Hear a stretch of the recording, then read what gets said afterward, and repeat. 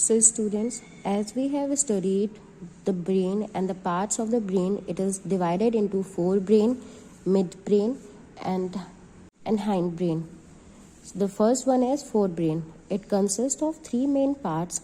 The forebrain is the main thinking part of the brain. The first one is cerebrum, the second one is hypothalamus, and the third one is olfactory lobes. The cerebrum. The forebrain consists of two cerebral hemispheres, cerebrum and the hypothalamus. The hemispheres are interconnected by a thick band of nerve fiber known as corpus callosum. The cerebral cortex surface is made up of gray matter and show many convolutions, grease and depressions. These modifications of the surface increases the surface area in order to accommodate a large number of nerve cells. So here is a fact. Animals having poorly developed cerebral hemisphere, cerebrum, are not capable of intelligent actions but only of instinctive behaviors. A measure of intelligence of an animal is the size of its brain. This is measured as a ratio of the weight of the brain to the total body weight. The higher this brain to body ratio, the more intelligent the animal is. The cerebrum is the largest and most complex part of the brain. So here you all must remember that cerebrum is the largest part of the brain. It has two different types of brain tissues.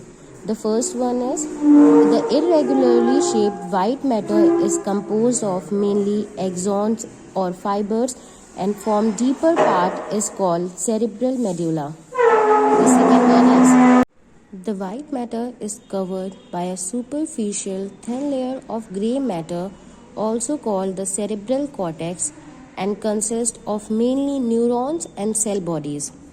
The cerebrum is divided into two identical halves called the cerebral hemisphere.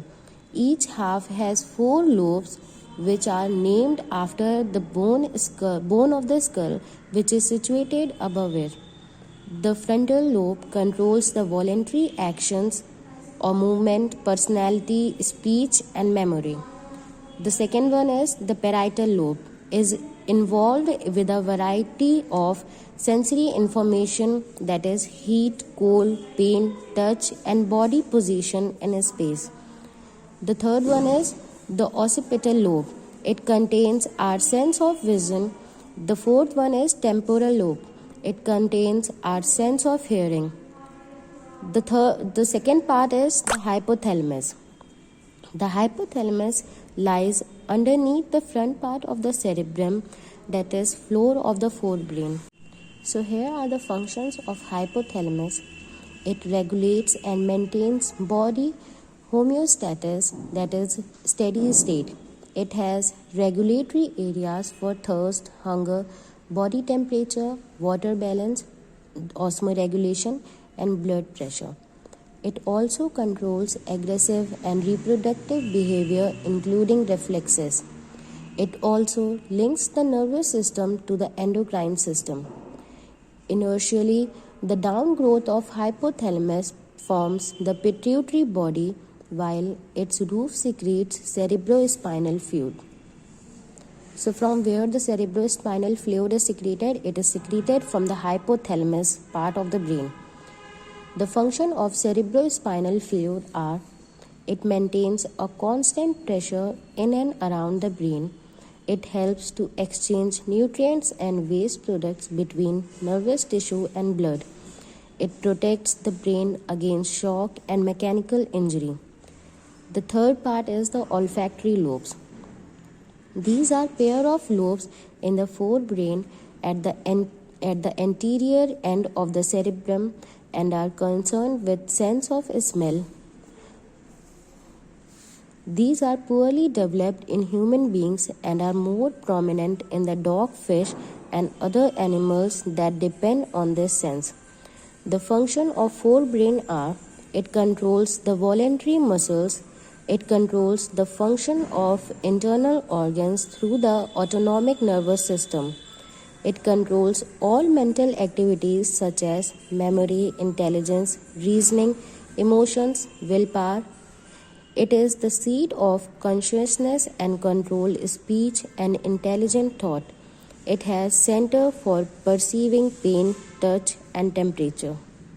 So the second part of the brain is the midbrain.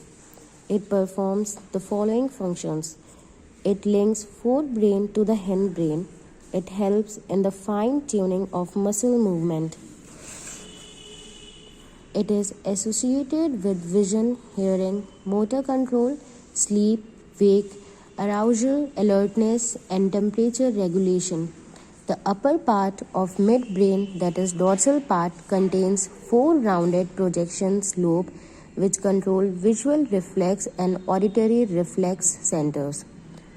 So student, you all must remember the parts and the functions of the brain. The third one is the hindbrain. It is the second largest part of the brain. So what was the first largest? The first largest was the cerebrum and the second largest is the hindbrain. It has similar structure of cerebrum are less prominent in hindbrain. It has 3 main parts. The hindbrain is divided into 3 parts, that is cerebellum, pons, medulla oblongata. The functions of various parts of the hindbrain. The first one is cerebellum. It contains center for posture and balance of the body. It controls the skeletal muscle or the voluntary activities. It receives information from the sensory system, the spinal cord and other parts of the brain, and then regulates motor movements. Thus, it coordinates smooth and balanced muscular activities such as posture, balance and speech. The trigeminal nerve. It is responsible for feeling on the face. It controls the muscles that are responsible for biting, chewing and swallowing. The abducens nerve. It allows the eyes to look from side to side. The facial nerve.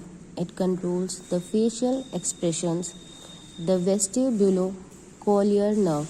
It allows sound to move from the ear to the brain. It forms the part of the brain stem. Its lower part stimulates and controls the intensity of breathing, while its upper part decreases the depth and frequency of breaths. It has also been associated with the control of sleep cycle. So the third part is the medulla oblongata. The functions of medulla oblongata are: it helps to regulate breathing, heartbeat, the diameter of blood vessels, salivation. Both sensory and motor neurons from the forebrain and midbrain travel through the medulla oblongata. So the third function is it helps to transfer messages to the spinal cord and the thalamus from the body. The thalamus. It is the structure in the middle of the brain between cerebral cortex and the midbrain. The main function of the thalamus is to process information to and from the spinal cord and the cerebellum. It works to correlate the several important processes including consciousness, sleep and sensory interpretation. So here is the various type of lobes present in the brain. The spinal cord. It extends downwards from the medulla of the brain and runs the length of the back side. The cerebral column. The column is made of bones called the vertebrae, which protect the spinal cord from injury when we move about. A cross-section of the spinal cord consists of 2 different types of tissues. The central area resembles the letter H and it's darker. This is the gray matter and consists of nerve cell bodies. As you all can see in the diagram that it's H-shaped and it's gray in color, that is darker. The outer part is white matter which consists of nerve fibers or axons. So now what are the functions of spinal cord? The main functions of spinal cords are: it is the center of many reflexes. It conducts nerve impulses from the body to the brain and vice versa. So here is a cross-section diagram of the spinal cord. It is a link between the nerve. It is the link between the spinal nerves and the brain. Thus, it participates in the continuous actions of the body. It relays messages from the brain to the motor, muscle controlling nerves in the rest of the body. The spinal cord also relays stimuli from the sensory nerves to the brain. The spinal cord relays all signals transmitted between the brain and the peripheral nervous system en route to all muscle below the head, including voluntary and involuntary muscles. Example: the regulation of heartbeat, bladder control, and peristalsis.